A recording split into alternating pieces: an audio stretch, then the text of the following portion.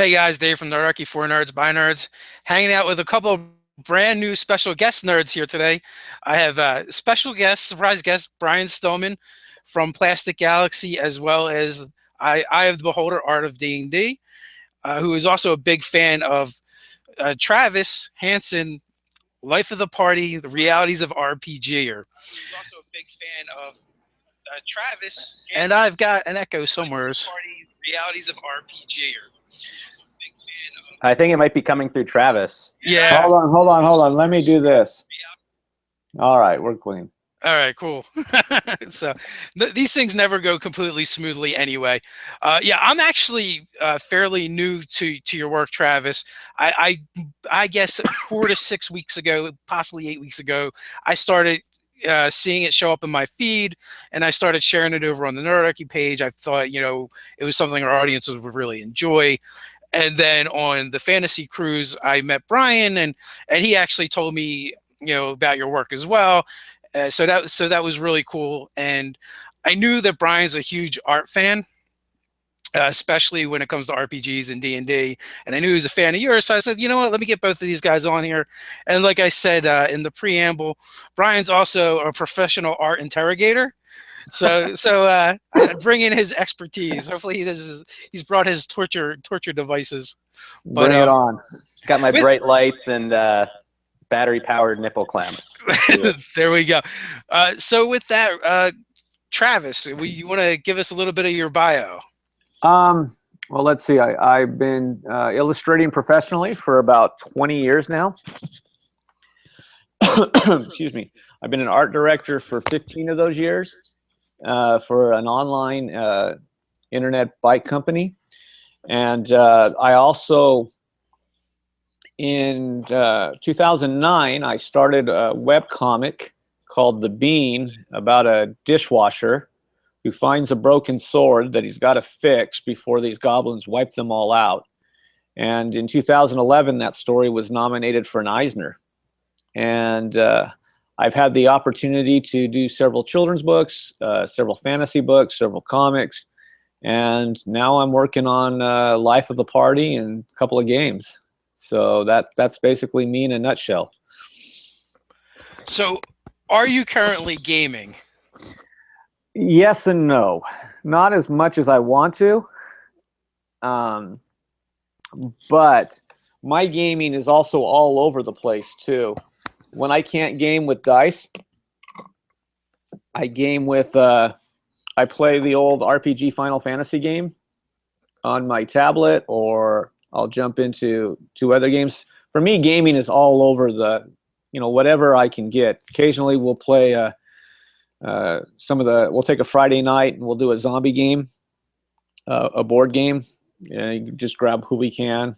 And just go at it. So the gaming is always changing. It's always looking for something new to play, whether it's cards, whether it's dice, whether it's videos. So, yeah, I find the hardest thing, and we actually had touched on this when we interviewed Brian, is for people, anybody who's doing anything, you're always just super busy. Mm-hmm. And we were talking earlier, and you told me you try to draw like 11 hours a day. Yep, that's nearly half the day, and you've got 5 kids. Yeah. So that doesn't really leave a whole lot of time for much else. But clearly you get gamers. You are a gamer. Anyone who's seen your stuff, they know it. Like, the jokes are there. And that's part of your success. I'm really curious, Travis, does your actual game experiences bleed into Life of the Party? I mean, are you drawing on stuff that's really happened to you and friends in games? Some of it, yeah. And some of it is observation, too, of other games of watching people play. I've got a great joke of one that I'm trying to figure out how to incorporate in, and it's based on a video game where it's one of those, first-person shooters. As I get older, it gets harder for me to catch up to my 13-year-old, or he's now 15, going on 16. But my nickname for my son and all of his friends was, I'm headshot guy. And the only reason why I'm the headshot guy is I'm easy points. Because I'll start running, and the next thing you know, I'm down because someone picked me off. So it's amazing how many of these experiences are actually universal. Mhm. and they cross through all the games. And there are experiences. The comic that I posted about the weapon, of the wounds, the one guy, well, the dragon got me, and then the other one's, well, so and so got me, and the kid going, well, this is a pencil wound from an angry DM. That's actually a true story. And that happened in the 80s. And it was late one night. I think it was like almost 4 a.m. And I just said something to the DM being snarky or something. And the next thing I know, I had a pencil sticking out of my arm. And we joke all the time. We say, like, oh man, if you're not careful, DM's gonna kill you guys off, and then you always sort of clarify, well, kill your characters off, not the players, of course. But it sounds like in that game, the DM really decided to go meta with it, and he was having a bad day, and I don't even feel bad about it. There's other incidences where I would look on how people would react to a scenario. For some reason, I always found that anybody that played the paladin, and not saying that all paladins are like this, but every time a paladin was played, that guy was definitely in all into his own self. I'm just better than all of you. And so coming up with a comic for him, it was just really easy to go, okay, that is you. And well, in D&D, in the early editions, you had to have that 17 charisma. Oh yeah. You might even been a little entitled to feel better. Well, you also had the dice. People bragging about their stats. Yeah, I'm so strong. 18 plus. Yeah, 1899. And for all of them. And it's like, how did you roll that for every single statistic? It's funny. Like every group has like that guy, right, that you want to call out. And for us, it's our buddy Mark that games with us. People have seen him in our videos, and he would always show up with the best stats. So I'm like, all right, I'm going to get you this time. I'm going to come over your house, and you're going to roll the stats right in front of me. Still the best stats. Well, I remember, I guess Ted shocked when we played the game on the cruise, and we were coming up with characters, and he said, okay, use a typical point buy system to put your stats in. I said, no way, man. I'm going to roll them. Old school. Roll the dice. Like, what if you get something bad? I'm like, that's what dump stats are for, man. Come on. That's how it works. You roll them up. 46, take the top 3. I used to play in games where it was roll 3d6. That's what you get. And you roll them in order of your stats. So if you were intent on playing a fighter or something and you roll like a 10 for strength, that's it, man. You're a wizard. You're a cleric. You're hoping you're something. Because, you can be a fighter, but it's going to be a pretty short career. Well, that's what I enjoyed also. We play the same way. Is you rolled what you rolled was what you got. And I can remember that just rolling. I don't remember what the character was, but man, my intelligence for that one character that I was playing, it was like an 8. And you know what? I'm like, all right, I'm going to just play this through. And it actually turned out to be a rather fun character to play because he was an idiot. So, well, it makes role playing that intelligence so much easier. Oh yeah, just grunt a lot. But we over the years we've used like every method imaginable, and so I think like one of our longest running campaigns that started in D&D and actually moved to the 3rd edition was we did 3d6 straight down. You declared your race and your class beforehand. Oh. And but there is a twist though. Like ones were That's 6s, awesome. right? So you couldn't actually get a 3 in a stat. You couldn't get lower than a 6. Mm-hmm. But still, like we had a character who's like, I'm playing a paladin, and he didn't meet the requirements. So he was a fighter that wanted to be a paladin. Nice. And that's what makes the jokes even funnier. Yeah, is when you have that. If you're willing, like in a game, if you're willing to look at a game like that and play that way, it just makes it even better. I was talking to somebody the other day, and they asked me, well, what was my favorite game playing? And as much as I enjoyed D&D growing up and still do, for me, our go-to game actually was a game that's not really known. It's called Gangbusters. And it's it was way before Grand Theft Auto ever came out. And it's based on the 2 die 10. So it's a percentage game. and you were gangsters in the 1920s trying to take over a city called Lakefront in Chicago. I believe I played a session of that game. Like in my early teens, I guess we started with Dungeons and Dragons, but then we would like play a session or two of everything, you know, Mayfair, DC, TSR, Marvel superheroes, Mm-hmm. Gangbusters, Twilight 2000, Conan, Boot Hill, and there's probably so many that I'm forgetting. Oh, we were Gamma Worlds, which I'm trying to figure out how do I get a Gamma Worlds joke in, which I haven't yet. I have confidence in you. I see it come. We're actually playing a Gamma World game now. Of course, it's not the original first edition.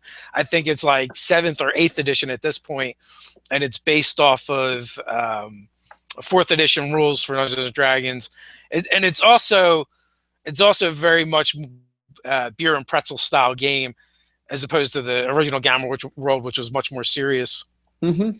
Well, serious. I mean, I remember like was it Metamorphosis Alpha that led the Gamma World? Everyone, you can only take a game so seriously where your chance of survival is 3%. You know, I mean, I think you have to go into that with the right. Like, so I play Tunnels and Trolls a bunch. Kind of one of the games that was early on inspired, I guess, by the rise of D&D, and it's definitely a lighter game. And I've never survived an adventure in it. Never. It's just the stack of bodies is miles high at this point for me. So I go into it with like, you know what? I'm gonna die. It's gonna happen. So I might as well have fun with it. It frees you. It's freeing. Very much so. I feel like even the RPGs that were easy to not be serious in the 80s when they were all coming out, they all took themselves very serious though. Oh, they did. They did. Well, and I guess, you know, when you're a teen playing, that's what kind of made it fun. That was your escape. And you know, like I said, I'm going back to Gangbusters. That was our escape. We would just sit there and we'd play all night. And just because you could do things in a way that you could never do in real life. You could act out in a way going, oh, yeah, we're robbing this bank tonight. And then we'd go talk about it. And, you know, just a way different area. You mentioned that now someone's going to call the cops on you. And but for the most part, it was a great release, especially, you know, in an era where, you know, most of us that played back in the 80s, you didn't really want to tell people you were playing D&D. You kind of kept it quiet to yourself. Oh yeah, definitely on the DL. We'd had code words for it. Like we'd call it rocking out. We're gonna go rock out this weekend. And trying to make it sound put cool. that rush in the tape deck and grab that Mountain Dew, and it's a party. That's it. And you know what's really funny is once I started Life of the Party, and it started to gain momentum, I had friends come out of the woodwork. And a couple of family members that I didn't realize, like second cousins, going, we used to play all the time. And I sit there and I go, well, that sucks. You should have told me when we were growing up and we would have had some rocking games. I think it's telling that, you know, you can do a comic strip about this and not have it be jokes at the expense of the gamers. The fact that there's so much humor to be found in the games, even the most serious games. I mean, my friends and I, the D&D game we play weekly, we take it pretty seriously, but we're cracking up through the whole thing.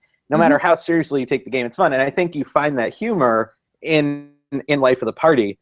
The fact that you seem to have so much material to pull from shows how much fun these games are. How even the serious ones are just a bunch of people hanging out and having fun. You know, and that's a good point. When I first started it, I could have looked at it. I struggle with The Big Bang Theory. I had a buddy of mine. They'd sit there and they go, "Oh, you got to watch this. You got to watch this. It fits you." And I watched a couple episodes and I said, "No, that doesn't really fit me because they're making fun of the person." Exactly. And for me, it was more of I want to make fun of the scenario, or sometimes the absurdness of the scenario. And so when I approached it, I decided you'll never see who's playing the characters.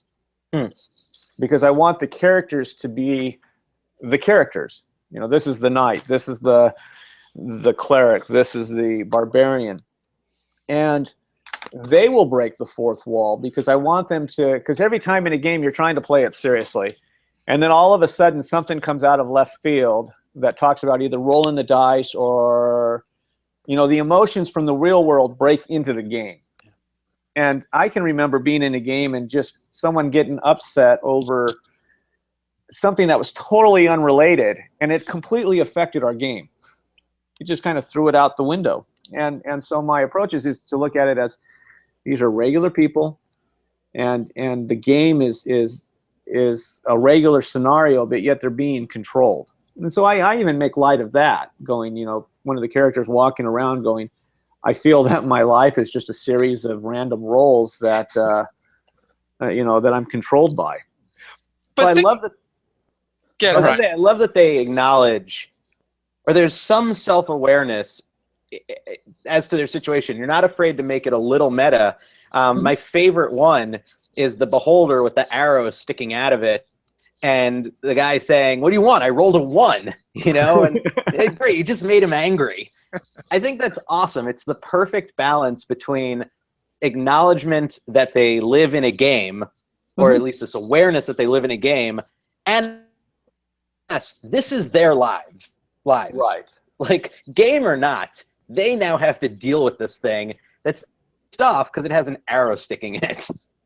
Well, yeah, and I think, and that's what makes it fun, and treating it that way is I think more important, because that's where it's funny. The gag, my mom can laugh at, and she's never played the game, but she gets it, and that's kind of what the goal is I want to be able to get that heavy person, you know, that gamer that's been in the game forever, and I want to get the person that's never played the game to go, you know what, I would like to try this out because the scenario looks pretty fun. That's just it. Like, you know, what your comics are doing so well is capturing the full experience. And, you know, you talk about being serious in the game, but then this stuff happens and it all breaks down. Well, that's part of the experience. That's like, I think without that part of the game would really lose, you know, half of what I value from it. And it's always going to happen. Or even like when you're saying about the joke of, I feel like my life's a series of random rolls. Who hasn't felt that way? Even if you've never played an RPG, right? Oh, yeah. It just goes that way. And real quick, I would like to mention for everybody watching that in the description, there's a bunch of links to the Life of the Party, Bean, the Kickstarter. You should definitely be checking that stuff out. Travis's work's phenomenal. So, you know, you can check out all the links in the description. You can find those. And in case we haven't mentioned it, he's got a Kickstarter going on. It's got like 6 days left, and he's totally killing it. Well, thank you. It's been, like I said, it's been a while. This Kickstarter's been totally different for me. It's been an amazing run. Well, you know, it's interesting, Travis.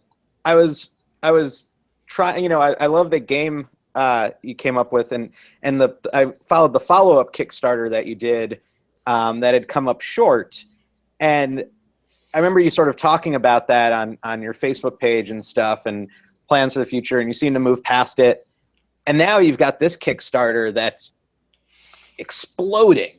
I mean, it's pretty amazing as Kickstarters go, especially for things like for comic strips and stuff where it's not something everyone in the world is looking for. This thing is really blown up. For you, how does that kind of feel, pivoting from the last one to this one, from the successes you had before, this kind of roller coaster of it? Well, so the last one, you know, I've done 9. This will be my 9th Kickstarter, and I did an art book like my 3rd one that was very, very successful. It ran really big for me as well. I think I ended up with 900 backers or something on that one.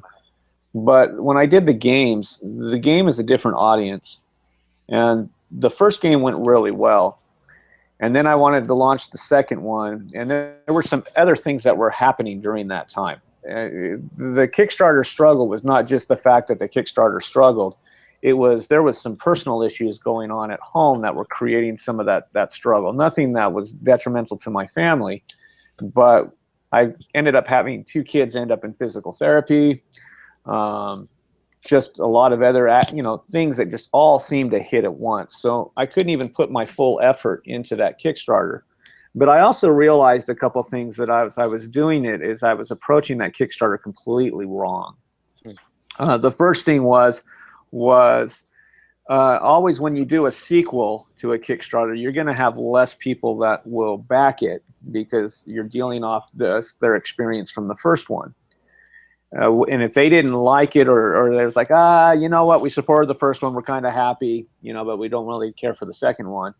You run into that aspect. Second, the game is pretty niched. It's kind of, war revamped. And not everybody likes that. And so you're working off that aspect as well. And when I got to the point that I could see that there was going to be some other issues, I got really kind of just frustrated of what do I do? And so I drew one little comic based on a game experience I had years ago. I posted it, and it went viral. It had like 6,000 likes and 3,500 shares on sites I never knew existed. And I posted another one. I thought, okay, that was pretty cool. Well, maybe I'll draw a second one. So my mind already had locked out of the Kickstarter, and I'm looking at this comic that was based off gameplay that I had years ago. And then all of a sudden, I'm doing a daily. And it just kept growing. And so when the Kickstarter closed and it didn't fund, I was already in a mental position to move on and go, okay, what am I going to do next? How do I do this? And I wasn't really looking at starting another Kickstarter until I had enough comics to actually put it in a Kickstarter. And then in January was the right time. It was like, okay, start it. It's time to do this and make it happen. Well, in a way, it's sort of fortuitous. If the other had succeeded, you'd be I'd be stuck. Fulfillment, everything else right now, and we wouldn't be getting Life of the Party. No, not at all. Yeah, Life of the Party would not exist if that Kickstarter had funded. How much of pushing Life of the Party forward, I remember when you started posting them, I know I did this and a bunch of other people are doing this, was like, this is great, where's the book? I mean, how much of that encourages you to move forward on it?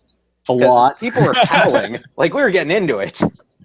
Well, and the cool thing about it, I don't plan to stop Life of the Party at all. Once book 1's out, I'm not looking at them as books. I think books are the end result of it. Mm-hmm.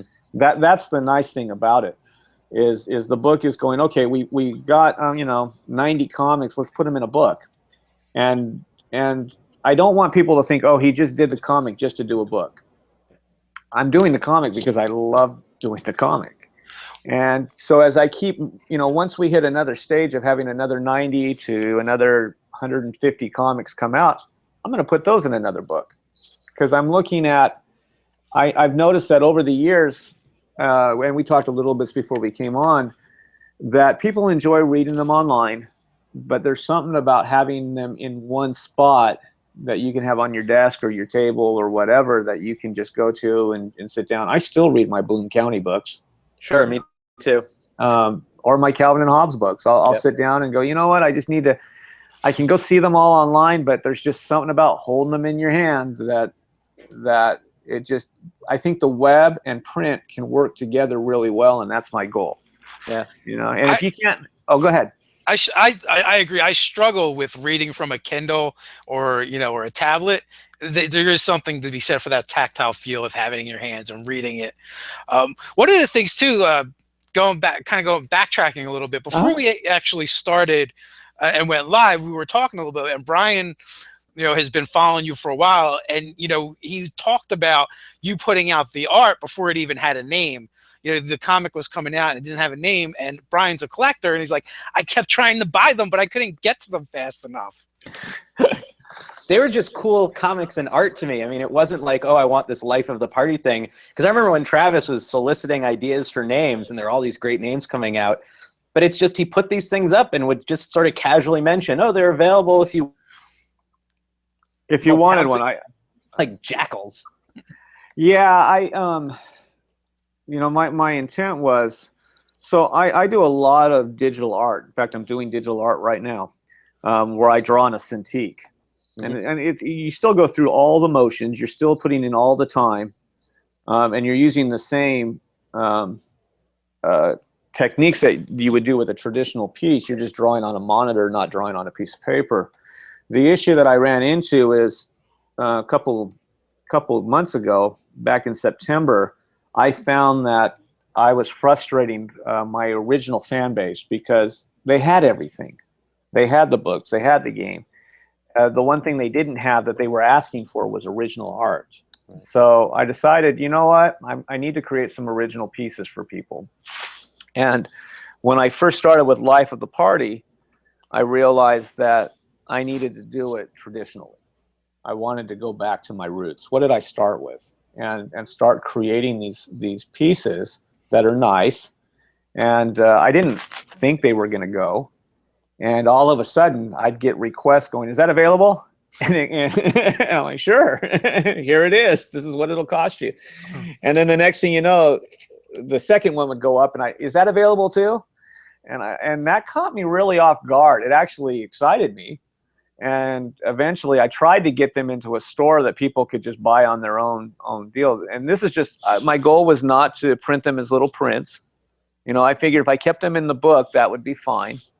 But I wanted the person that got it to have going, I got that original comic. And it would be like Calvin and Hobbes. If I had an original Calvin and Hobbes sitting on my wall, I would treasure it a lot more than I would a print of it.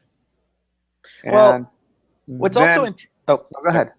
No, I was going to say, for Eye of the Beholder, we've been interviewing a lot of artists who worked on D&D over the years. And I worked for TSR a little bit too. Okay. Well, one of the things that a lot of the newer artists in particular told us was, with the rise of digital, on one hand, your art can look just as beautiful, so the tools are all there, and it makes it a little easier to hit deadlines because the back and forth with art directors so much quicker. It's much easier. But as a working artist, it becomes difficult because then you don't have something to sell. You have prints, but you don't have something you can sort of put a solid price point on that sort of supplements the amount you're getting for the commission and everything else. And a lot of them were going back to traditional when they could, because just to make a living at it these days, not being able to show at a convention or whatever with the original art was really starting to get in the way of their income and their ability to just sort of survive as an artist. Unless you hit it big and are doing book covers and publishing stuff left and right, it's a tough business. And a big part of being a working artist until digital came along was having those originals and having that original collector market. Well, I think that was interesting. I think that artists, to a degree, ignore the collector market. They get so wrapped up in these perfect illustrations. Because digitally, yes, you can do things that you can't do traditionally and still have that same feel, a lot quicker. You run into this huge issue of not being able to, you're neglecting the serious collector. And there's nothing wrong with it. So I set it up where I'll have some pieces that will be digital. They'll be just digital prints. It's a quick buy for someone. They go, I can get that for 30 or 15 bucks or whatever the price is. But then by allowing like Life of the Party or some other pieces to be offering an original to it, you hit the serious creator or the serious buyer.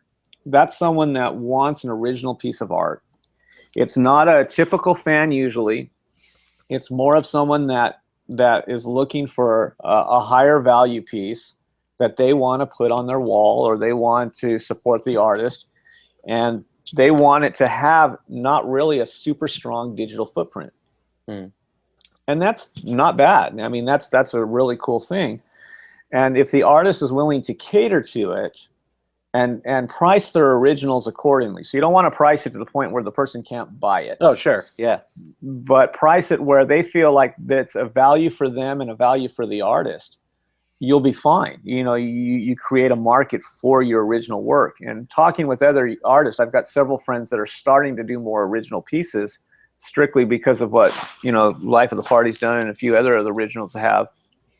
They're starting to see the value of it, because they would do a Copic piece for $5, Right. and completely underselling what they are. And I would sit there and we'd break it down. I go, first of all, that Copic marker that you're using costs you $7 Right. per marker. And two, you're using paper that's super expensive. So, and your time, you spent what, an hour on that, and you're charging only $5 for it. You're really neglecting your craft. And I would say go a little bit bigger and charge more. And they go, well, no one would buy it. And then you'd go, well, you don't really have faith in your ability as an artist. Then you're looking for that quick, cheap, little bit of income. It's kind of the same thing I look at when people draw licensed property. You're looking for that instant gratification, and you're not looking at the long-term fact of building yourself up as an illustrator and a professional artist, where you're respected for that. And there's also the risk of what it does to the market. If you have a bunch of people who are saying, I can't do better than $5 for my drawing, so they're all selling it for $5, well, the market comes to expect this thing should be valued at $5, which is really unfair to artists, including the artist who's selling it for $5. This stuff is worth more. Your time is worth more. Your skill is worth more. Your creativity is worth more. As you say, the materials are worth more. And I think it's I don't know, I don't need to imply the answer is collusion, but at the same time, this stuff has value. I think collectors and fans recognize that. Yeah, and you want to make sure they have that value too. Yeah. It's whatever the market will bear, and people often underestimate what the market will bear for various things. Like recently, Monty Cook is selling, tabletop RPG, $200, and he raised, I think $250,000 in that Kickstarter. He's doing things that people said couldn't be done, and people do it all the time.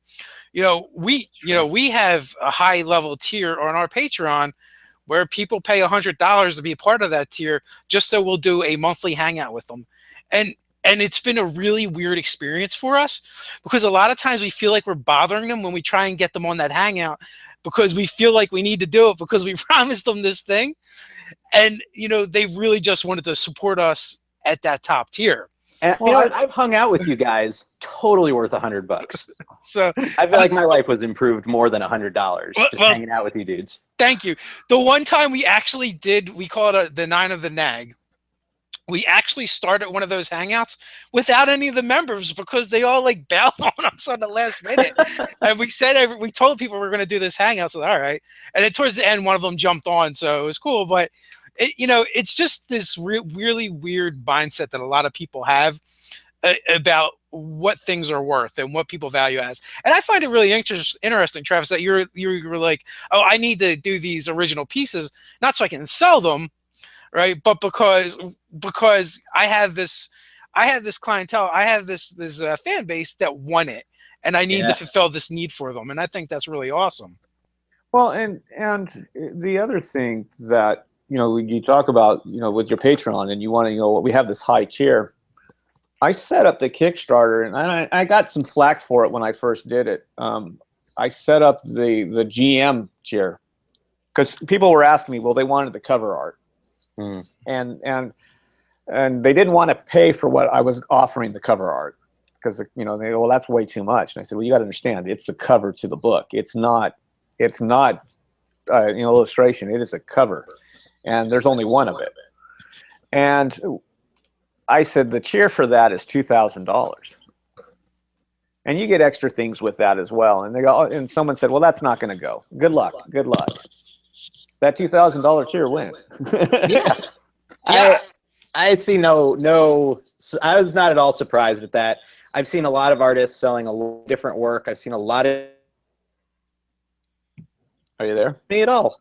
It's an awesome piece, and like you say, it's the cover. And the wonderful thing is, you have a lot of other art at a lot of different price points. People who want your original art, it's not expensive to get. And if they don't, they've got a book. They've got and I think that's really a great way to kind of foster a career as on top of and stuff like that. Well, the secret is, and I had a good buddy explain this to me before, Mike Kunkel, who draws Hero Bear and the Kid. We sat down one day and we were talking, and he said, the thing is you've got to realize you're building a tribe. And most artists don't realize that. They're just creating what they can at the moment, and they're not looking at the bigger picture. And I'm looking at the bigger picture. I want to create a fan base that I can connect to and that wants to connect to me. But to do that, that fan base has to feel that they're important and that I'm willing to make them feel important. The other thing that you run into is we live in a day and age where 15 years ago or 10 years ago, artists could hide and writers could hide behind a table, and they could hide behind a publisher. You know, I worked for TSR, or I worked for FASA Games, or I worked for Wacom, and I could hide. No one, you know, I was protected. And now, to survive, you're out there on social media. Yeah. You have instant access to creators unlike you've ever had in the past. And some creators can't handle that. They're like, and they freak out and they don't know what to do. I embrace it. It's a double-edged sword. It cuts both ways. It's probably living this time is the best time to be an artist. You don't need the approval of one gatekeeper or 10 gatekeepers, because you can reach out beyond the gates to everybody, and you know, and they'll tell the gatekeepers what they want. So it's an amazing time to be alive for creators. Well, and I think go ahead. Well, I was just going to say, sort of on what you were talking about, Travis, the engagement is necessary now. I think it allows you to build that tribe, as you put it, in a way you couldn't do before. So yeah, you're being forced to engage through social media, or you use your Kickstarter as a means of engagement, not just as a thing to raise money. All these great ideas, but that it's required of you.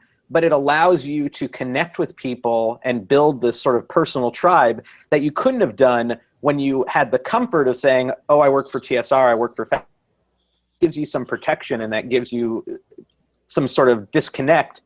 But the downside of that was when you moved on, people didn't necessarily want to move with you. They cared about the product you were developing, not you as an artist. Well, now they're going to care about you as an artist. So you're being... But I think it's good. I think it's something artists need to do and can benefit from, and it's another tool. And, you know, we do it as filmmakers too. You know, whatever it is you're doing, it's vital. Well, you also realize that as illustrators, you know, you're treated, you know, out of all the groups. Now, I love gaming. Don't get me wrong. I love gaming quite a bit. But within the gaming industry, the artists are abused quite heavily. You know, they want the lowest rates. They want, can I get away with this? What can you, you know, you hear it all the time. Now, I continue to draw to the gaming community because I just love it. So part of it's my passion. But at the same time, I don't lower my rates. Unless I really am going to be sunk into that game. They're quite a bit taken advantage of. Well, now we live in the perfect storm. We have Patreon, we have Kickstarter, we have webcomics that we can put online for free. And all of a sudden, we're not relying on another company to brand us. We're branding ourselves. And all of a sudden, you, as the creator, become the value. You become the property. And you're finally touching on the thing that I was going to get to, and that is, okay, once you've created something, you've made a piece of art, right?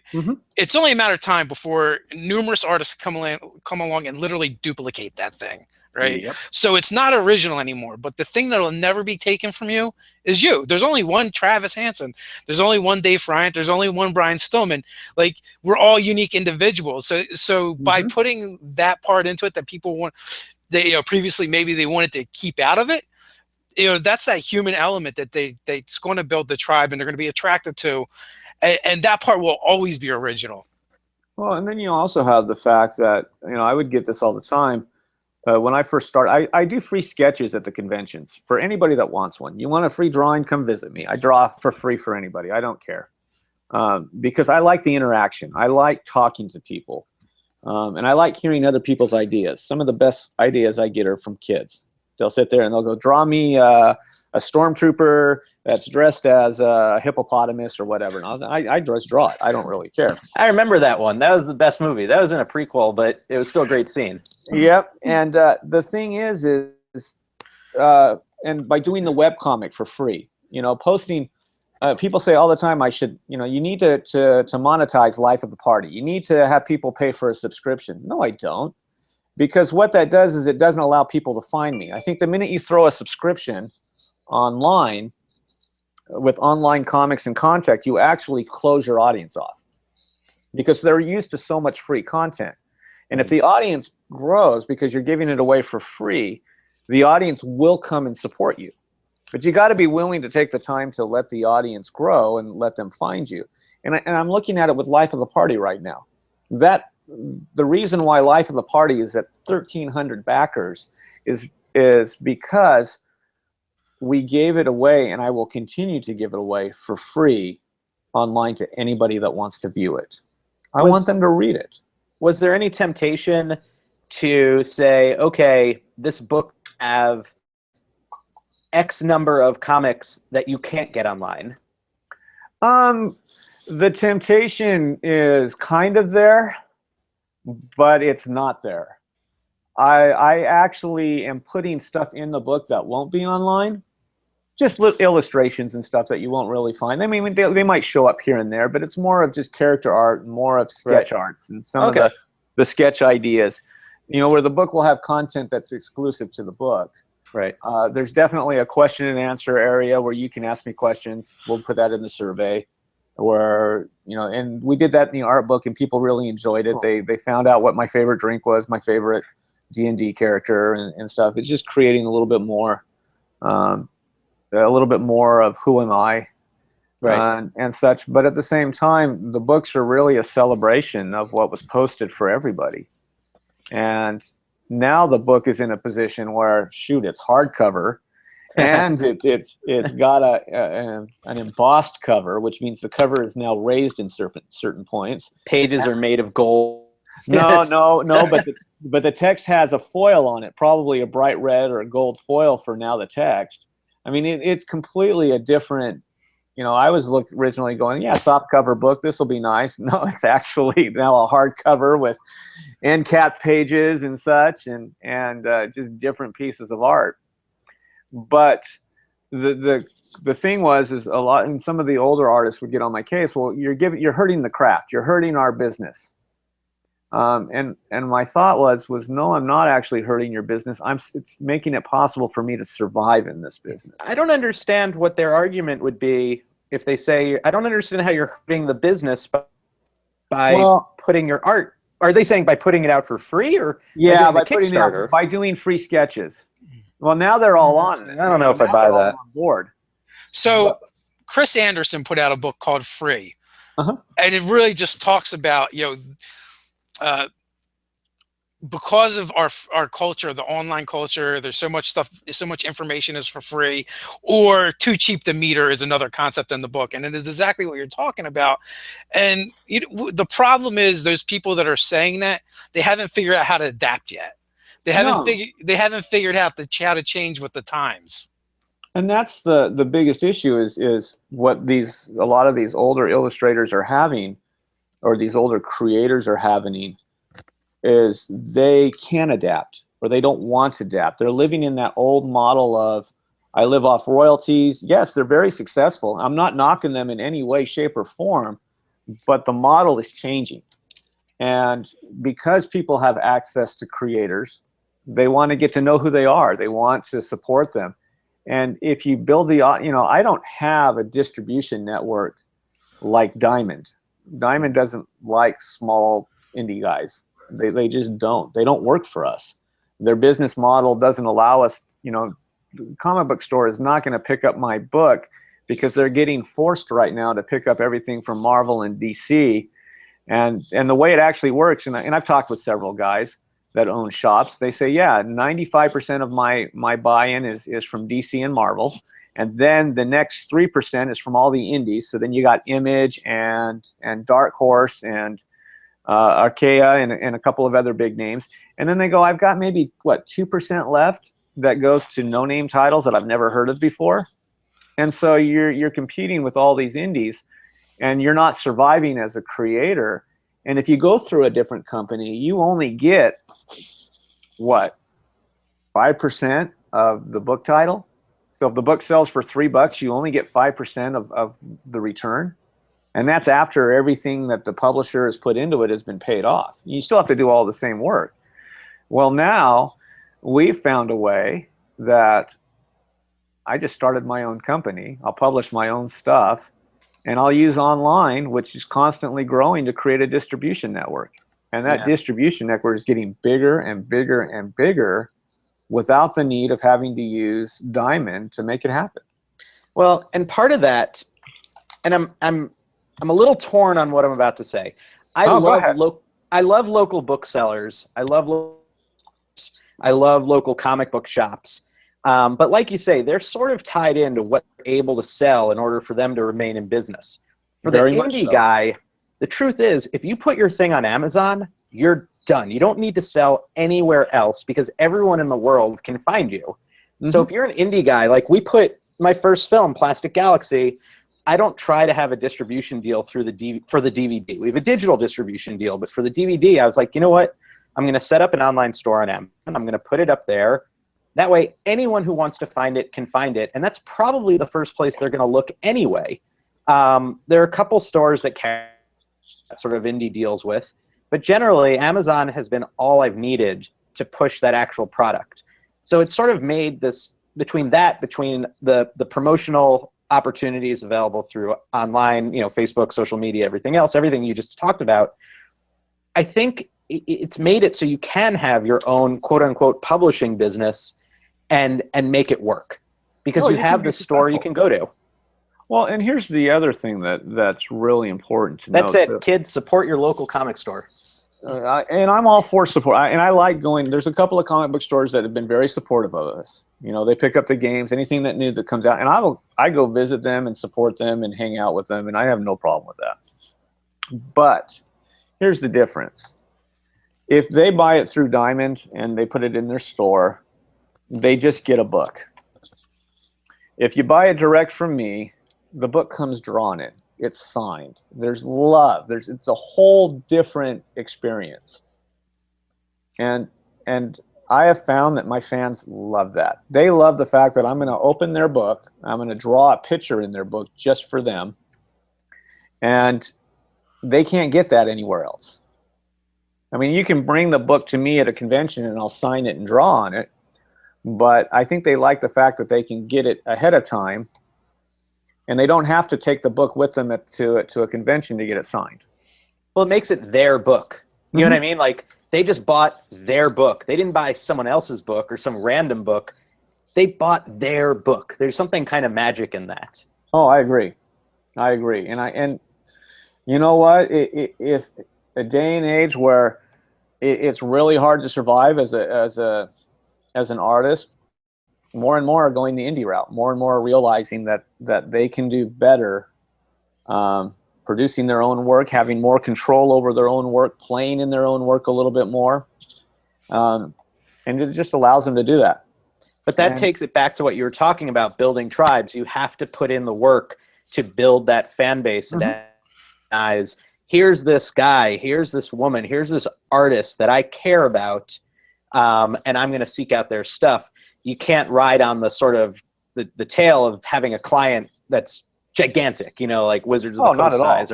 So you've got to put in that work. You've got to embrace social media. You've got to embrace promotional opportunities. You got to put yourself out there.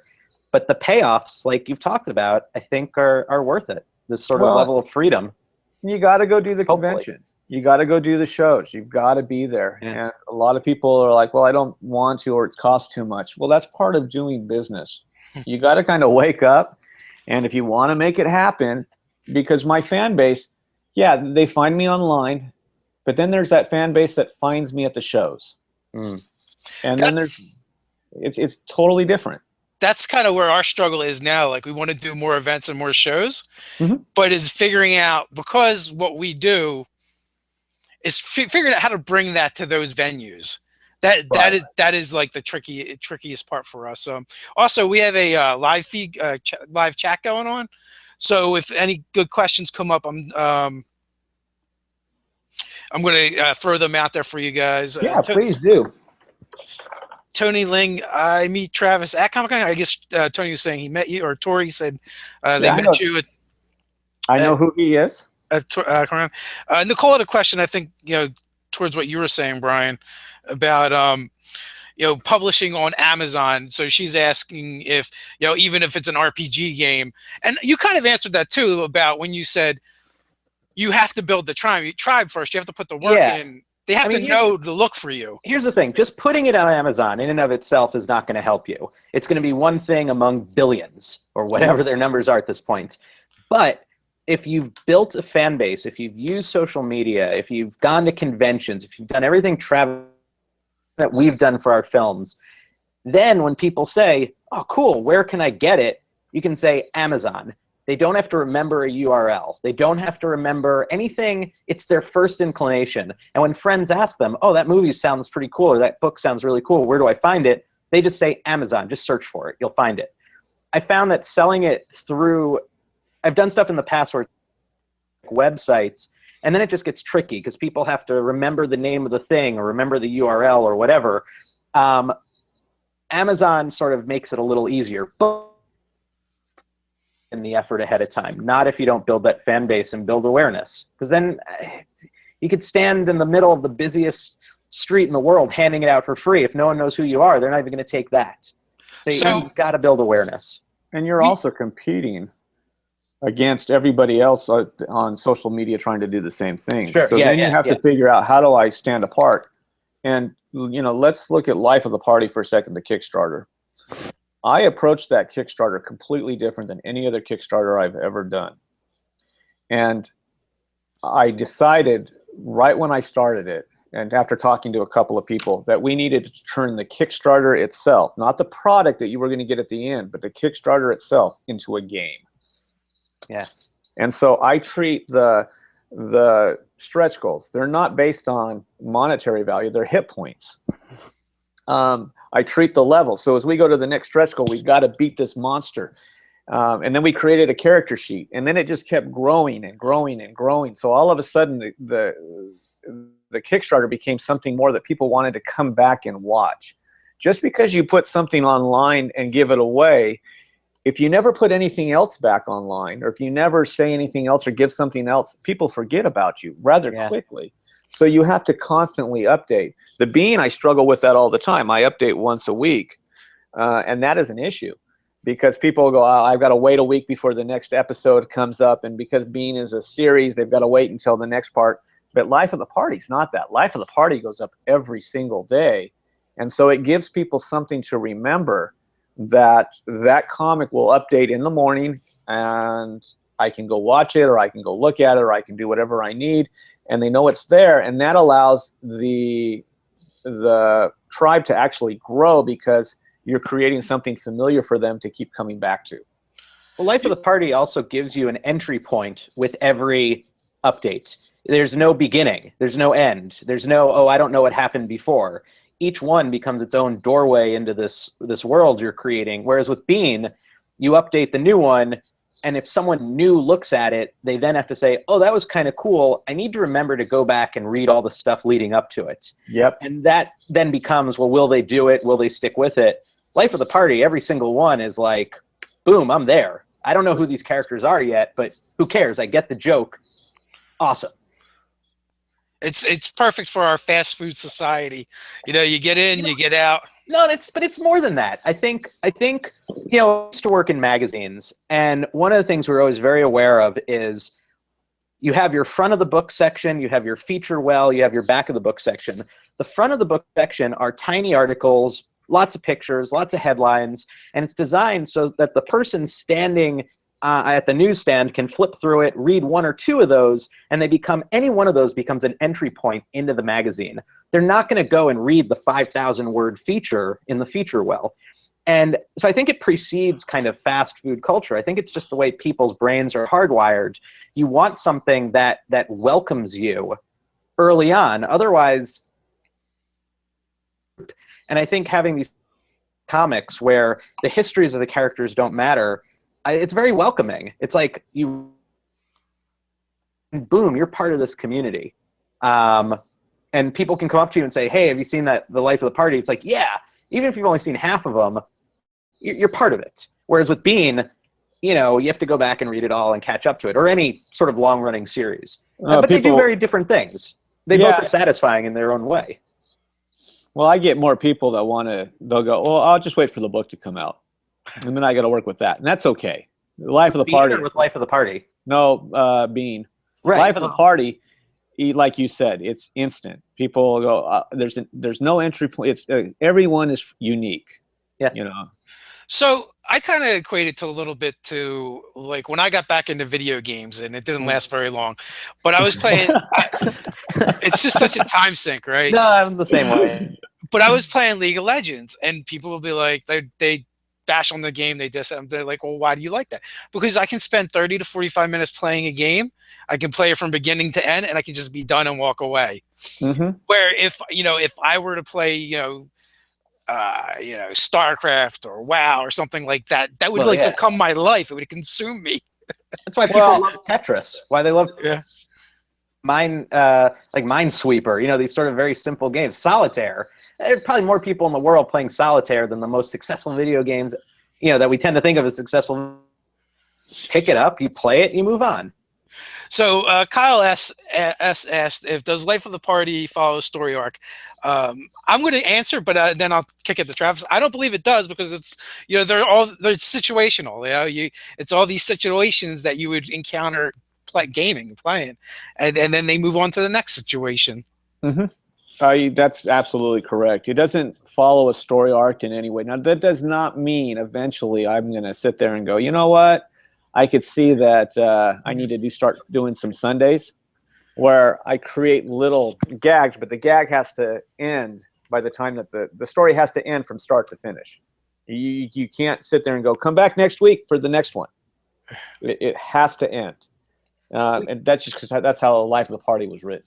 One of the things I remember about Bloom County and like Doonesbury did this too, every single Sunday or even daily strip had a beginning, middle, and end. I mean, full comic. But they'd spend maybe 4 or 5 weeks where all of them were connected. So you'd get a bigger arc, but you could read any one of them and get a joke. But there was then a bigger overriding thing covering the whole thing. And I could totally see something like that working with Life of the Party, where joke, or each, if you decide to do like a 3-strip version one day, that's its own joke, but maybe 4 of them happen to tie together nicely. And, the first joke or the first strip is, them in the tavern. The last one is them defeating the Lich or whatever, with stuff happening in between. I think that would totally work, because these characters are sort of developing their distinct personalities over these individual strips. I mean, you're not treating them as look at generic. They clearly have something in mind with who all these people are. Look at Dennis the Menace. It's kind of funny I bring that up. Or Family Circus, or they were all one-day gags. They just, it was a one-day gag. But then you got to their Sunday, and the Sunday became their storyline. Now, I didn't mean that their one-day ones. Bill Kane was famous for this. He would sit there and he would create 5 days where they were at Disneyland, but it would be different events that happened at Disneyland, but they were still contained as a one-a-day story. It allowed that entry point and that exit point, but they were still connected. Now, I think Life of the Party has similar veins in it, where the jokes will you can see the outcome of the joke later on. Like, jokes connect to each other. The Golden Male Armor is absolutely a perfect example of that, where the girl is given the chainmail bikini to wear, and she's like, no way. And then 5 days later, you see all the parties in golden bikini chainmail armor, and so it connects to an earlier gag. Yeah. But you still don't have to have read the earlier gag to get the gag that's happening at the moment. Sure. Sure. Life of the Party RPG. How many characters do you have going? A lot. Like the cool thing about I have a couple of main ones. I think I've got some core ones in there. You've got the two warriors, the girl and the guy. Then you have the barbarian. You have the thief, the ranger. The monk is a secondary character that starts to show up. The cleric, and then you You got have that bard, the bard is there. secondary kind of guy. Now I have a beastmaster character that's kind of showing up, which I like. I mean, he's just fun to write because he's got the hamster, and there's a gag that goes with that. That's Bo and Mince? Yeah, that's the nod. I can't say it's Boo and Mince in any way, shape, or form because I don't need them going, hey. No, it's absolutely not either of those guys. but it's the same. So Yeah. they're there, and then you've got. But the cool thing about it, and the way I set it up is, so you have your main group that you'll see all the time. You'll see them float in and out. Well, your hamster isn't a giant miniature space hamster, right? No, not at all. Right, so that's completely different. He's just a little hamster that hangs out, and who's got. I've got a gag coming up sooner that's going to evoke that a little bit more. But then you've got all the other characters that kind of float in and out, and those change all the time, and that is in part because of when you have your core group of gamers that you play with, and I had my core group. There was 5 of us. We'd get together and we'd play all night, and then we moved, and then I had to get a whole new set of gamers, and then that changed. But then you have that one friend or that other friend that you're trying to introduce into the game. So that character was always changing. So there's always going to be new characters in Life of the Party. Always new wizards that show up, new paladins, new people that just come in and they struggle. And because they're either learning the game or they haven't figured out how your party works or anything else. The nucleus, they get each other how they all work. But once you start bringing in those extra characters, that throws their game off because they don't know how they're going to react. And it's interesting. Some characters actually get a life of their own. The thief was only a one-shot deal, and then all of a sudden he became this character that's just I love. I mean, this thief is just awesome, and for the fact that he wears a mask. It's just who he is.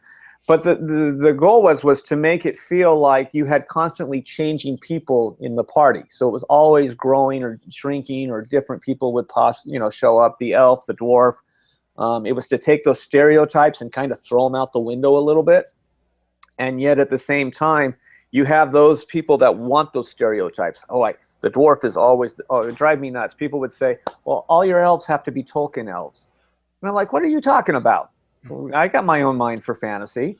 My elves could be mean and nasty and such. And if you actually read Tolkien, his original elves were mean and nasty. But so it just allows it to grow. So I have my core characters, and then I just constantly add. Armor changes all the time too. So the only thing they'll stay the same is their facial structure. Because I wanted to make you feel like as you're reading the comic that even though they're adventuring, they're also leveling up without it seeming like they level up. So their armor would change, their outfits would change. And that's more of the realist in me. And that's probably because of Bean. Early on, it kind of felt like the warrior, the brown hair guy, felt a little bit like the more central of the central characters. Almost like if I didn't know anything about who was writing these, who was drawing these, I'm thinking, well, maybe that's the surrogate for either the author or maybe the audience, the one that we're supposed to connect with and see things through. It feels a little bit less like that now. was that just my imagination, or is there something to that? Well, he was originally, so going into, like, let's say we'll go into Bloom County for a second. I'm Sure. a huge fan of Bloom County. Yeah. And when Berkeley Breath started it, he had characters that he had his core group of characters. Yep. And then by the time the second year, characters had filtered out, new characters had filtered in, and you just start finding a character that people connects to. And one of his main characters that he wanted originally that started was Bobby Harlow. It was the girl. Mm-hmm. It was the teacher. It was supposed to be all about, it was more focused on her. And then by the time the second year was done, she was out of the strip. Yeah. And I see that the same with Life of the Party. Even though our knight is one of the central focuses, he can't be the central focus because there's so many different classes and variations and experiences in there that I had to create more of a bigger nucleus. But I needed also something that people could connect as well, that he belonged in the strip, that he was one of the headliners. Now, bringing the girl knight in as well, the girl warrior, it actually creates a really perfect storm for the two characters. Now, this allows these characters to kind of grow and develop and interact and bounce things off each other, but it also allows the other characters to join the party, and I can pull him out of it and have her be a focal point. So other characters are actually rising up, while some characters will move back a little bit, but at the same time, they're still major forces within what's happening into the story. So apparently we're causing problems for people. I just burnt my dinner. You guys are too good to miss. I would have burned my whole house down over it, though. I wouldn't burn my whole house over it. I'm so sorry. Where are they coming from if they're eating dinner now? Are they in, like, the UK or something? It's possible. We get people from all over the world. So wow, that's cool. And it's kind of a weird time, too, because it's the middle of the day on the East Coast. Or it's in the morning on the West Coast. So it's very much possible. I'm always amazed where people tune in from. Well, I think that's pretty awesome. And that's the cool thing about the web is you find your fan base all over the world. It creates a fan base that you'll never, ever can get through any other medium. We're huge in the Netherlands. Well, we get like our reports on digital, like the downloads and the rentals and stuff for Plastic Galaxy. And I'll see like, clearly one dude in Denmark watched my movie. And you can see from like the dollar value that it was like one guy. I'm like, who's that guy? And like, what made him want to watch my movie at that moment? And can I meet him? Because he's like one guy. So I could like buy him a beer or something.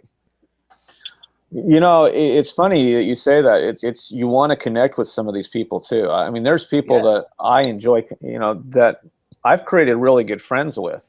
Yeah. And the other thing that I have found is there are people out there that they end up giving me some of the best ideas for Life of the Party or some of the stories. It's not just now my gaming. I'll get people all the time a message. Oh, here's a story that happened to me. Let me tell you. And, and some of them are just. So you guys started it now. UK, Portland, Oregon, West Coast, California, North Carolina. Nice. Oh, awesome. Yeah, as soon as you mention anywhere, it starts. They all start chiming in. I love it, though. It's so cool to see, all the different places that we get to reach. Oh, that's so cool. That's awesome. And if I'm out in those areas and you see me, come visit and I'll draw you something. Yeah, I mean, if you so we're going to be at Celebration this year, Star Wars Celebration. If you come by the booth and hang out, I'll draw you something too, but it's going to suck compared to what Travis will draw you. In fact, I will draw pictures of Travis. I'll go right ahead. I don't mind. Yeah, I can't guarantee the quality, but just make sure it's a guy with no shoes and a little balding. That's all you got to do. I'm putting you in the chainmail bikini, dude. Oh, you can do that too. Absolutely. Well, in that case, then I'll throw Ryan on the hook for drawing stuff for people, but he only draws goblins, so whatever. Well, and that's I think what. When you do these shows and you do these events and you're there, this is more of surviving a convention as a creator than anything else. You have two types. You have the creator that hides.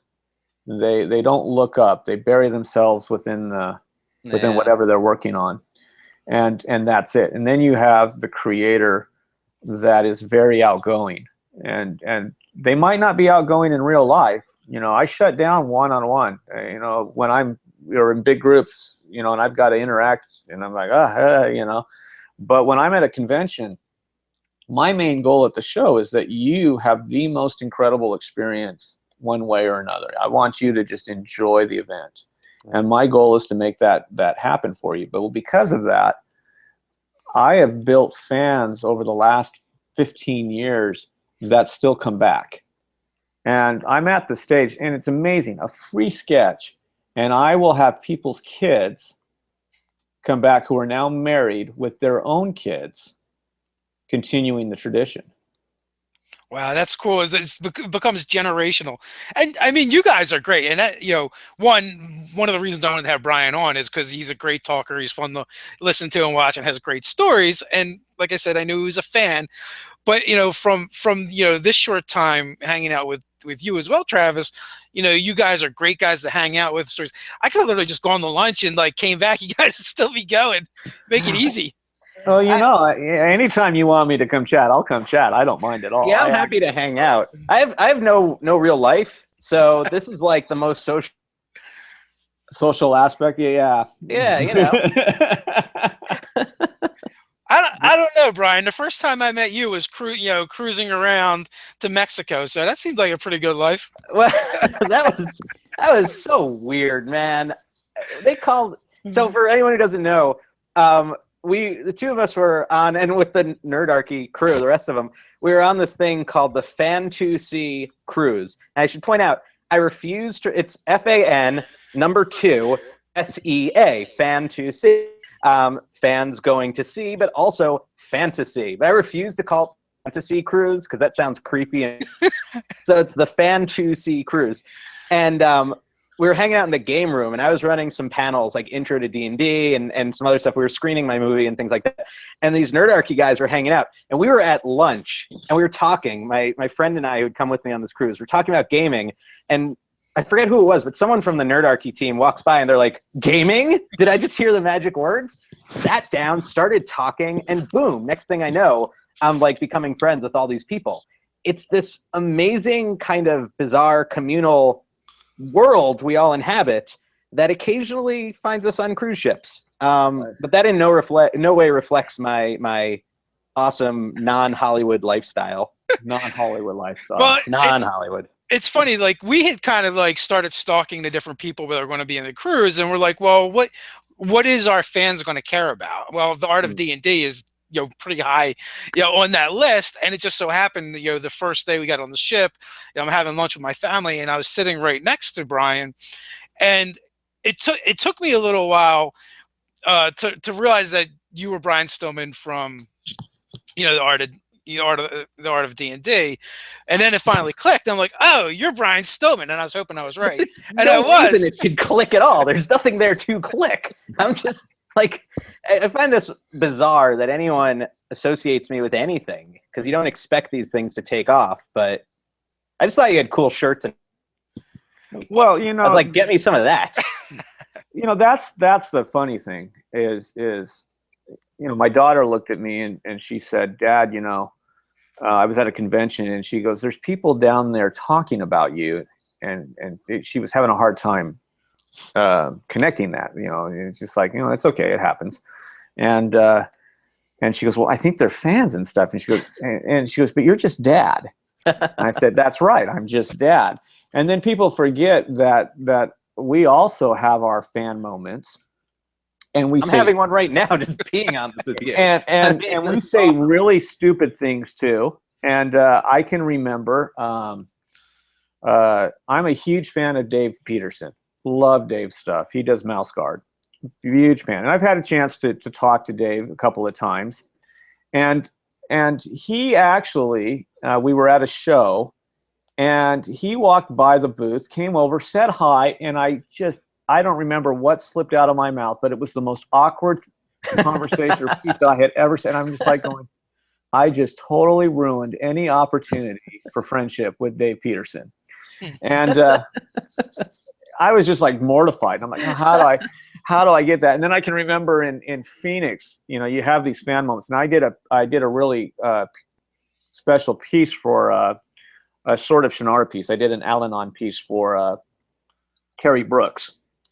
And I couldn't get it to him. I wanted to just, you know, say, hey, I drew this for you because I'm a fan of your works and I've appreciated the story over the years and stuff. But I couldn't. So I gave it to one of my handlers at the show. And I said, you know, if you could do me a favor, because we were really busy, I said, if you could just get this to Terry, because I know you're going to see him, I would appreciate it. Well, I get ready to leave for my panel, so I get over there, and I'm about 10 minutes early for my panel, and we're getting ready to start, and my phone chimes, and so I look at it, and it's a message going, you need to come back to your booth. Terry Brooks wants to meet you, and he's heading your way. Wow. And so I was like floored, absolutely floored. So here's my idol, and I'm like running back, and I told my panel, I go, guys, I'm really sorry. But you know how you have your fan moments? I'm having one right now, and I'm going to abandon you. And so I ran down, and I had a moment, you know, really awesome moment with Terry Brooks, and then I ran back and did my panel a little late, but you know, it's those same moments, and then you realize that they have their fan moments, and they are just like you, and that's the cool thing. The reason, I'll admit, a big part of why my partners, so I'm working on Eye of the Beholder with Kelly Slagle and Seth Polanski, these other filmmakers that I'm friends with. And we've all teamed up on this thing. And a big part of it is, this is a chance for me to meet the artists that I grew up with and I love. I mean, I was at a convention, North Texas role-playing convention in Texas, and I had met Jeff Beasley already. We hadn't interviewed him yet, but I had met him at earlier conventions, and we had talked and kind of become friendly. And I'm at this North Texas convention, and I'm about to go to lunch with another artist who I've become friends with named Diesel LaForce. He was an early Dungeons & Dragons artist, great guy. And I'm talking to Jeff, and we're all sort of waiting around, and Jeff's like, well, what are you up to right now? I said, well, I'm probably going to go grab some lunch with Diesel. And Jeff Beasley says, very sort of casually and calmly to me, oh, do you mind if I join you? And I was like, oh, sure, Jeff, no problem. But inside, you know when Kermit has his freak out and he's just like, ah! Like, yeah, you had your freak out. That was my brain, because Jeff Beasley asked me if I minded whether he joins us for lunch. Isn't that awesome? Like, my head exploded. The 12-year-old in me just completely freaked out. I'm amazed I held it together. It was awesome.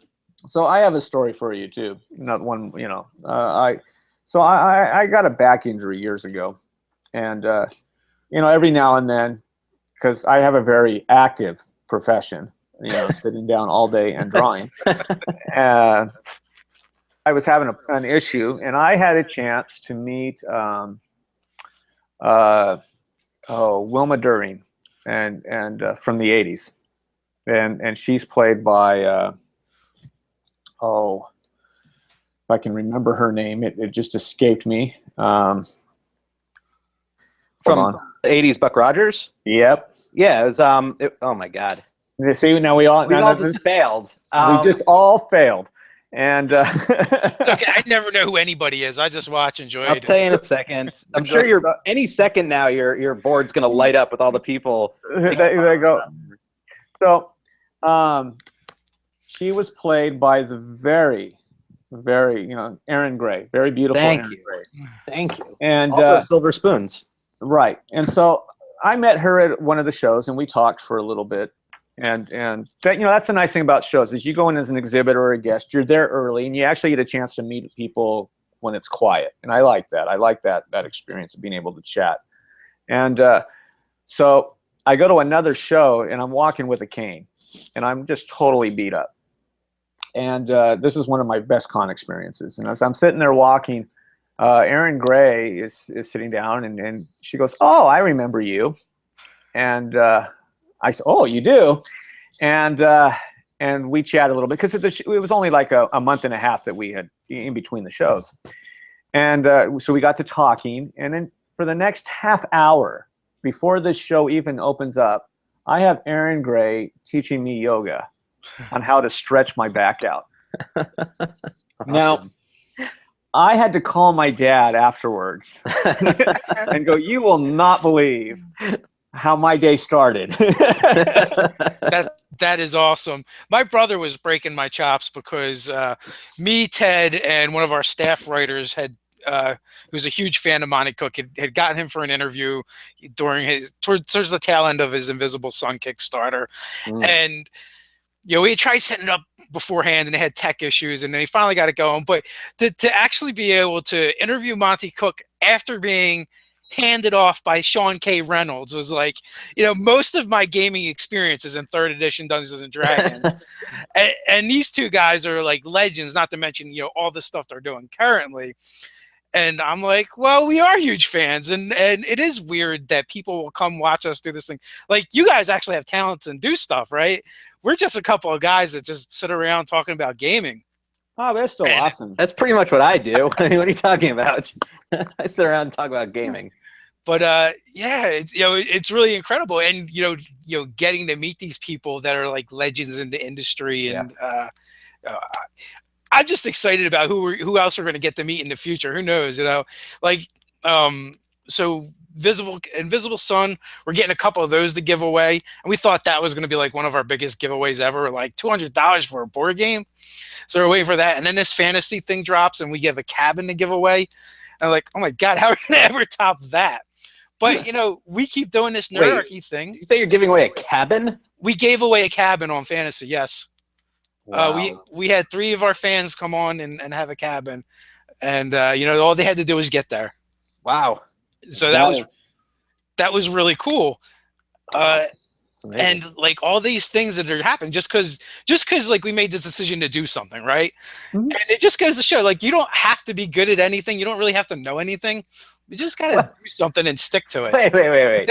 I would argue that you guys are good at doing, like, creating this network. Travis is good at creating art and telling. I'm good at riding people's coattails. Whatever it takes, Well, we talk of one of I think the lies of the industry is that everyone goes, it's you have talent, and I think it's only 5% talent. If you really break it down, the most of it's drive. How bad do you want it? And as much as I love to play the game, and I love to play and watch movies, and to read comics, I made a decision when I was in my early 20s to go, I don't want to be the guy that just plays the game and just reads the comics and watches the movie. I want to be the guy that makes it. I want to create the story. And then once you get into that drive, the whole universe decides, well, how bad do you want it? Yeah. And one of the coolest things, one of the things that got me started years ago, I went to the San Diego Comic-Con. I actually go every year now, but it's more for work than anything else. And it was the year that my oldest boy was born. In fact, Comic-Con, he was born the week of Comic-Con on the opening day. He was born on the 17th of July. And so I was at the hospital with my wife, and then I said, babe, can I go to Comic-Con tomorrow? And this is when you could buy a ticket at the door. And she looked at me and she goes, okay. And I didn't have any prospects. I didn't know what was going on. I was just a young artist with a portfolio that wasn't really good. And so I left my wife at the hospital with the baby, and I headed to Comic-Con. In fact, on Friday, my dad actually drove her home from the hospital. I didn't even get to experience that. And I did get a phone call later on in the evening going, you're not going back. So I decided, I got one day. But while I was down at that one day, I was walking the crowd, just as a regular fanboy and just kind of lost and attendee, just enjoying the experience. And I met an artist, and I actually met 2 artists. The first artist, William Stout, Bill Stout. If you get a chance to Google, his work will blow your mind. Yeah. He does all the dinosaurs in the San Diego Museum. His work his comic work is phenomenal. And he was telling this one kid next to next to me all about the need to self-publish, be an indie. Now you got to remember, this is 20 years ago. And he's like, be an indie, be an indie. And he's giving him all this experience, and this kid's just like, yeah, okay. And I was like shy. I didn't even want to talk to Bill. I was just nervous, and I was like hiding off to the side, and so I was just listening. And then I continued wandering, and I got enough courage to actually talk to another artist. And this guy who was published, and he was an independent artist, and he's been published since he was 15 years old. He says, well, let me look through your portfolio. So he starts flipping through my portfolio, and he looks at me and he goes, I need to ask you 2 questions. Because the first question is why aren't you published? And I didn't have a response. I said, I don't know. And then he says, well, let me ask you this question. He goes, how bad do you want this? And before I could even answer, he goes, shut up. He goes, you can't tell me how bad you want this. You have to show me. And that kind of really stuck with me. And so I went home, and that next year I figured out what I needed to do, and I went back to Comic-Con, and I actually went back as an exhibitor with a published piece. And I showed it to him. I said, okay, here I am. And I've never looked back since. Well, 10 years, so let's go 10 years later, I actually finally got the courage to walk up to Bill Stout. And I said, Mr. Stout, I go, you don't know who I am. I said, 10 years ago, you were sitting there telling this other artist about how to be an independent creator. And I go, I don't know if he listened or not, but I was standing next to him, and I listened, and here's my first book.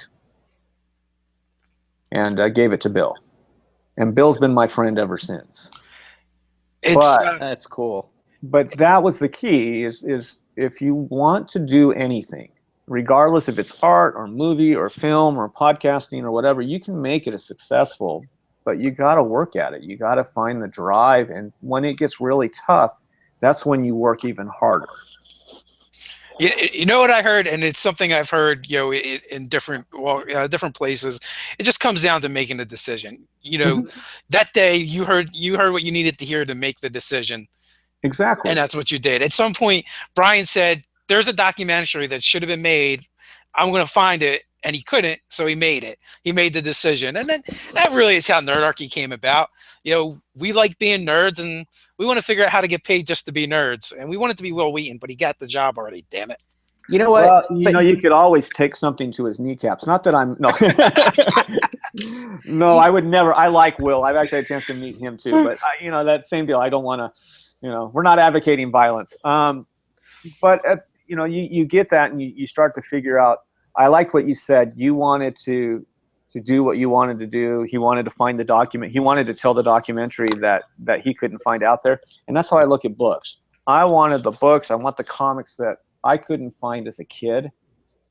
And so these are the stories that I would have wanted to read as a kid that I'm telling now. And to get what you said, though, about making the decision to make the decision, you've got to make that decision to do it repeatedly. You know what I mean? Like when you make that first decision, that's because it's easy. In a way, it's easy to make that first decision to do it because you don't know yet how hard it is. And then, a year into your project or a year into your film, when you're just like, oh my God, I've spent all this money. And you're rocking in a corner sobbing like a baby.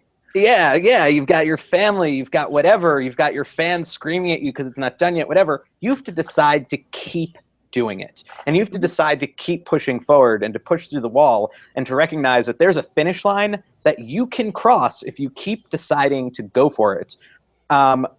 And it starts to get a little easier as you make progress through whatever your project is. But you have to it's not like in the comic books where Batman has that moment of resolve where he decides, I'm going to be Batman. It's like every freaking day waking up, looking at that cape and saying, do I want to do this? Yes, I still want to do this. I still want to make this happen. And then going out and doing it. But, you have to occasionally find yourself. You have to occasionally give yourself a break, if you have to, whatever. But it's that's hard to do. It's cool. You get up every morning and you're like, there's moments since I've been on my own as an independent for the last 3 years, and you think, crap, how am I going to get through the day? Or are we going to make it this month? And yet we just seem to do it because you just keep at it. And that goes to my next point is don't limit yourself to one thing. There's a reason why I draw kids' books and games, and I don't just focus on one thing. I focus on many things. Yeah. You know, one of the things we've been trying to do with our channel is, you know, essentially people come to us for one reason for the most part. They want to hear about Dungeons and Dragons 5th edition, right? But I like to take that platform and use it to give them mostly what they want, and then sneak these other cool things in that are going on, you know, like Life of the Party, or, you know, Plastic Galaxy, or, you know, oh, there's even other role-playing games out there you could go and play. But I understand, like, we have to stay on this like certain path in order to like broaden the horizons of other people, and that's kind of like that's kind of one of my goals. One of my mission statements is to, you know, help people experience other things in the niche, and not just stay on this narrow path. Well, there's so much out there, and the cool thing about it is you realize that I love gaming in all forms, and the more I play, the more I go, oh, holy cow, there's more information for me to put down in a comic form.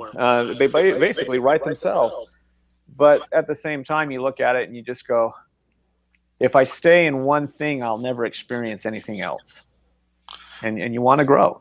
And yeah, well, that's the thing. I used to do a lot of music journalism for, God, I don't even know how many years, more than a decade. I worked for Guitar World magazine, and we spun off the magazine Revolver, did all this sort of stuff. And every single musician I interviewed, whatever genre they played in, I'd say, well, what do you listen to? They would, you know, yeah, they'd mention, you know, if they were heavy metal guitarists, or if they were in, you know, whatever bands, they'd listen to that stuff. But they also listened to all sorts of things that totally surprised me. You know, this band that was really aggressive, driving industrial music. And I asked one of the guys, what do you listen to? He's like, oh, I've really been into reggae lately. And I was like, what? But the more I thought about it, what's your favorite game? And he's like, oh, I play D&D. Yeah, well, realize is, if you only consume media or games or whatever that are the thing that you want to do, you're just going to start copying everything. It's, you know, I'm sure Monty Cook, who does the most sort of revolutionary games in so many ways, I'm sure he loves games within the genre that he creates, but I'm sure he loves games from all over the place, or things from all over the place.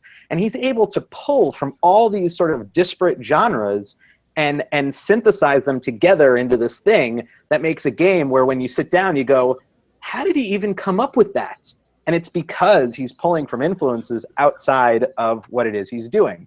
And I always tell other creators, whatever, consuming that particular thing. You know, if you're into game design, go check out toys, go check out, I don't know, whatever is not gaming even, forget about the genre, not even gaming, and see if, you know, go get into like nature, go on hikes, I don't know, whatever it is, you're gonna experience something at some moment in this thing outside of that world that you're professionally operating in, that's going to flip a switch in your head, and you're going to bring it back to whatever it is you're doing, and you're going to create something that nobody's seen before. Well, I think that's the fun thing too. What you're talking about is being able to break out, and even with Life of the Party, I get a lot of people go, "Well, is it solely 5th edition?" And I got to say, no, it's not. Doesn't seem like any edition. It just seems like it's fantasy role playing. It's just playing a game. Yeah, and it's going. These are from game experiences that I've had to deal with over the years, and such, and stuff that you can relate to, and realizing that it's a much broader thing. Sure. Because I think that sometimes we like to become purist and to take it in. I read Tolkien each year. I go through Lord of the Rings. It takes me about 3 weeks to get through Lord of the Rings, The Hobbit, and the Silmarillion. I just breeze through it.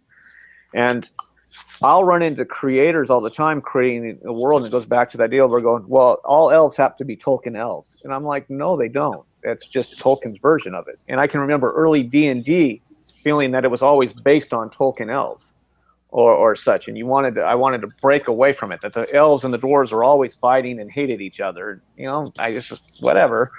And I think that limits the ability to be creative. I think that limits the ability to tell effective stories, and I think that limits the ability to create incredible gaming experiences when you say it has to follow in these rules. And it used to drive me nuts that you would always see, you know, well, how come Gandalf the Grey, who's a wizard, gets to wear a sword, but my wizard in this game I get is a not dagger. allowed to use edged weapons? Right. And so I think it's neat that that you can have those core gaming experiences and follow those rules, but then there's so many other opportunities out there to play different experiences so that you can, you know, try new things out, test new things out, and walk in different genres. It's probably why we liked Gangbusters so much as kids growing up. Well, even running games, you know, I run a 5th edition game, and influence the adventures that are not told from other fantasy sources. They're ideas I've either kind of, you know, if it's an idea I've come up with on my own, it's probably because it was influenced by the zillions of things that I experience every day, whether it's a science fiction book I just read, or whether it's a cartoon I watched, or whether it was walking down the street in New York City and I saw some weird little thing that were, what if I extrapolate that out, build that out into something really insane that could, I'm not saying do. You know, I'm not saying what did C.S. Lewis do. I'm not saying what did I read in the last, you know, Dragonlance book or anything like that. I'm pulling it from things that are out of left field, translating them into this kind of, and then hurling them at my players with a complete disregard for their life and limb. You know, and whatever. I think it makes it fun. They seem to like it. I did a comic for Life in the Party just recently that's based off an actual experience that had nothing to do with gaming, but it would fit the, you know, it fit the characters. Sure. And I throw those experiences in all the time. But it was having me, and every husband has had to do this. Going to the shopping list. The shopping list. That's yeah. I just shared that one recently. It's brilliant. to buy feminine products. And to look manly, and sometimes, and I'll tease my wife about it too. I'll say, okay, I'll go, and then I'll pick up some pantyhose and some other stuff, and I'll tell the cashier that these are actually for me. And I just to get the look on her face. And you know, it's funny. It's something that we all have to do, or we've all done. But the looks that people give make it even better. So when I was creating the comic, I thought, what better way to having some hardened-looking warrior, evil bandit guy stuck buying his wife's hosiery list and trying to look cool about it at the same time. He's trying to save face. And then having the other two characters, they're not even really part of what's going on. They're just looking at him like everybody else would, like this guy is sick. But you know, that's part of the charm of what you do too, is bringing in these human experiences. That it doesn't matter, you know, whether you're talking about a role-playing game or just life, it's still just funny. And I think when you match them together, it's just even funnier. It's pure gold. Oh yeah, and it's totally important to do that, because that allows people to relate to it even more. And it goes back to that whole feeling of you're taking the experiences of the game, because when you're playing the game, you're trying in some way to play a real life experience. How would I act even though you're in a fantastic fantasy setting? I've had GMs do that to me and go, okay, you need to do this. And I'm like, well, this is kind of boring and mundane, but you know, it's part of the game. For whatever reason, he's setting me up for something worse. And it happens all the time. I think one day I might do a whole book on how to be a nice GM. But no one's going to buy that one. No. Actually, every player will buy that one and hand it to him and go, you need to stop being a jerk. But then you also have the aspect of dealing with personalities of other players. And you look at the player that you always have those that try to beat the system. They're trying to go, oh, here's my bag of holding that I have every single item that I've ever campaigned with, and I'm going to take it with me on this adventure. And you're like, well, that's no fun. Or the DM that's always upset at you, and so you start every game naked in a prison hung upside down. And you got to figure out, how did you get there? It drives me nuts too. Oh man. Well, we've been going at it for a while now, almost a couple hours. So I don't want to keep you guys hostage all day. No problem at all. I've really appreciated it. I do enjoy this. I just get to sit and draw comics all day long. Yeah, Nice. this has been fun. This happens to be a lucky day. So it's nice to be able to hang out. Now, I don't want to alarm you, Brian, but there was a couple times I feel like your life has been in danger during this live stream. Oh Uh, yeah. definitely a critter popped up behind you and definitely looked at you like, yeah, I could pounce on him and kill him right now, but I'm gonna go back. That would be Calamity. I'm going She back to sleep she is instead. aptly named. She is the inspiration for many a monster in DM in D&D. I would like to say that, oh no, she's a sweet and innocent little kitten, but no, she will mess me up when she gets the chance. She's just looking at me like, you are meat. Meat for the beast. But this has definitely been a lot of fun, guys. Check out Plastic Galaxies. Be on the watch out for Eye of the Beholder, The Art of D&D. Go support Travis's Kickstarter, Life of the Party. The links are all in the description below. Definitely check out Travis' stuff. I'm gonna also go back and add the links for Brian as well. But I kind of didn't tell anybody who the secret guest was. And I thought it was cool. This is all about Travis. And I just want to point out, because nobody else has, Travis's Kickstarter is ending soon. There's like 7 days left or something. Actually, Travis? 6 days. 6. So seriously, you guys should jump on this thing. It's like, not only is it a cool product, the book and everything, but there's like original art up for grabs. He'll draw your freaking character. Like, there's all this cool stuff. So I want to make sure everyone's aware of that, because it's a super cool Kickstarter. I'd also say anyone thinking of doing a Kickstarter, you should check out what Travis has done, because it's a great model of how to do and how to present a successful Kickstarter. It's definitely been valuable to me looking at it as we've got ours coming up. Yeah, he's made it a game. He's made it fun, and like other Kickstarters, this one's going to go. It already has, almost 10 times over. It's been a little crazy. That has definitely been for sure. And it's kind of like, and the hardest thing was, and I'll be really, quick about it, is I didn't expect it to go like it did. And so because we turned it into the game, all of a sudden I was drawing, I ended up having to do 4 levels in one day. And I was just overwhelmed with going, crud, I'm not getting any of my other work done that so I could eat this week. But, just my biggest advice is if you're going to do something like this, prepare for it. And if I was to do it next time, I would actually have had most of the levels set up way before I'd even launched the Kickstarter. Right. Well, in all fairness, you had one that didn't kick, before this one, right? So right. I'm sure that definitely flavored going in forward with this one. It's definitely going to affect you, but you knocked this one out of the park. So that's awesome. Congratulations. Everybody go check it out. These guys have been great to hang out with. And I just want to thank you both. Thank you very, very much. Appreciate that. Yeah. And anytime. Yep. Till next time, everybody, stay nerdy. Awesome.